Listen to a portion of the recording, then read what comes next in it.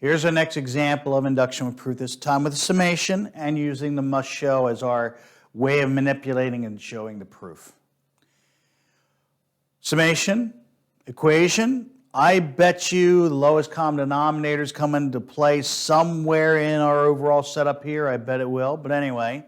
But let's worry about our P of n and then our base case n. So here's P of n. Notice the same ideas. This time, though, is that I know the summation is going to equal n. We've done this before, but that's coming from our summation formulas that we had before, so I replaced it with n. And notice I did not touch the right-hand side at all. Now, with that said, our base case is going to be using a P of 1. Again, there's nothing in here that told me I can't use P of 1. So we have 1 equals 1, and you see the math that I'm showing now here on step by step here, just adding 1s to this spot. And yes, that's true. So far, we're good to go with this particular equation using the base case. So our inductive step, or inductive hypothesis, since the base case is good so far, all I've done is putting k's into our equations instead of n's. But we must show, notice now I'm adding the k plus 1 to everything, which you've seen before already in the 4 other examples that we've done here. And I've gone ahead and tried to reduce at least the right-hand side just a little bit. So I did manipulate just a little bit, just to make it hopefully easier on us in the long run.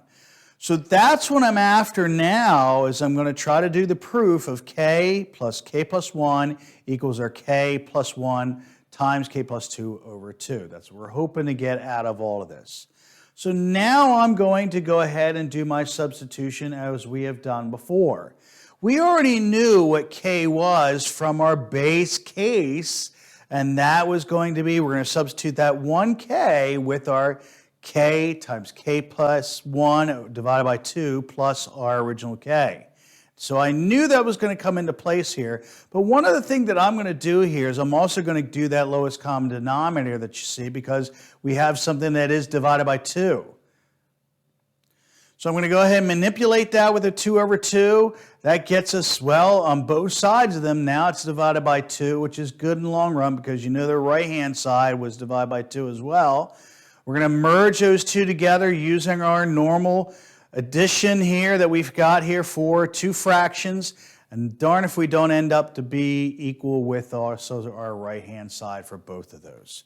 So therefore, we're going to have 1 plus 2 plus 3 plus n does equal that particular equation. There's not a lot of work on this one, thankfully. But again, I left the right-hand side completely alone, except for one minor manipulation here, just to get a little bit more simplified. But other than that, that's about it.